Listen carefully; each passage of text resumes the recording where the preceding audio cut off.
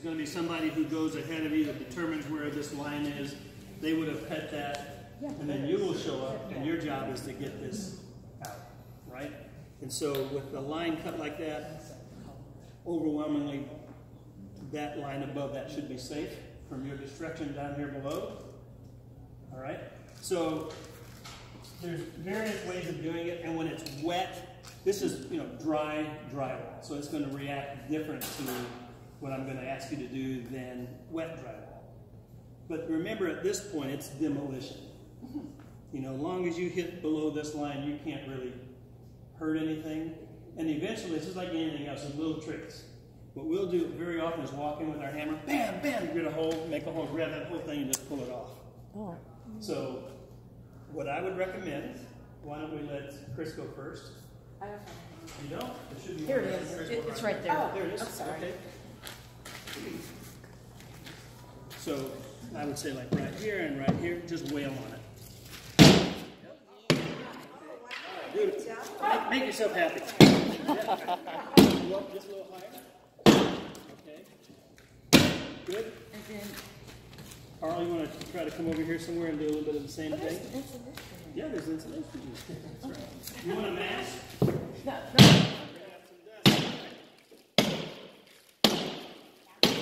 Okay. And because it is dry, why don't you kind of hammer a line right down there?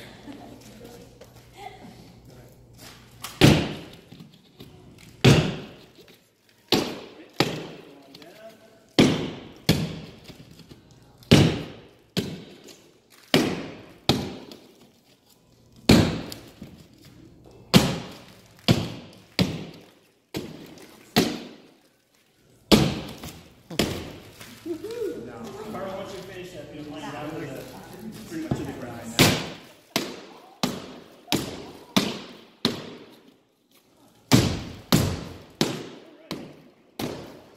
Now, if you would make a little wider spot there for your hand, and I think somewhere around here, why don't you see if you can pull that out.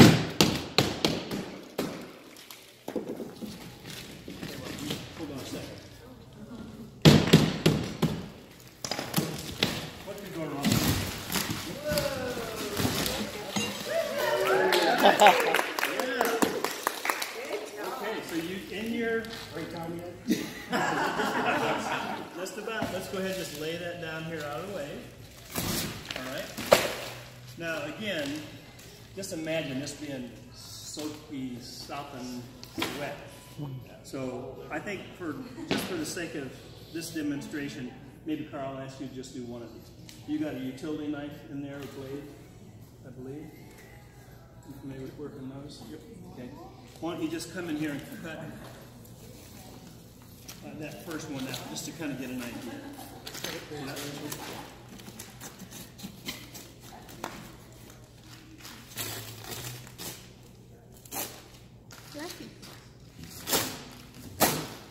And that's, really that's pretty much it. Now the little nuances would be working in a bathroom, and you've got sinks, and you've got plumbing, and you've got those kind of things. So, one of the things you learn the hard way is make sure you locate the water main valve before you get started, because oftentimes it's out by the road. So keep that in mind, mark it, put a flag by it, because you're going to have people showing up at various times on the job. Yeah. In other words, 5 people may show up and 3 people show up later and they don't know where that water main is, the valve, so you want to mark it. So when you're bringing the debris out to the curbside or wherever it might is, you don't want to cover that up, because when you're in there removing some of that and getting behind the sink and having to take out the cabinet part, that kind of, you can break a water line. And if you don't know where that valve is, you've just created another flood, right? And then, depending on the situation, you want to locate the gas line, you want to do all those things. And again, on the job site, you'll have someone kind of walking through that whole exercise and that whole process with you. Before we leave the job site, whether it's screws or nails, these are pulled out or screwed out, because, if you're in a home, and, what's kind of odd is when you can look through a whole house at 4 feet and see everything all the way around. That's just strange. Well, you're walking around and those nails are sticking out, and man, you wouldn't be the first person who had an unfortunate accident with a nail on your arm. or your leg or whatever it might be. One of our emergency room physicians in Lumberton that I told you about was serving from Southern California, had to go, he did not have his tetanus shot up to date, and that's what happened to him. He had to go to the emergency room and get his shot. Jack, Yeah. quick question. Sure. How do you determine, but what is the rule of thumb for the height of the shot line? Is Yeah. it based on moisture or is it based on? It's kind of a combination. That's a good question. Sheetrock comes in 4-foot sheets. Yeah, 4x8s, right? And they're running this way. This one, just for the ease of demonstration, was that way. So, again, if it's anywhere near that 4-foot mark, sometimes, like I said, it's only a few inches. So we'll cut it up to 2 foot. But then the drywall guy has to, everybody's got their opinion on that. Right. Some people say it's just better just go straight up to 4 foot, that way they can go right through it.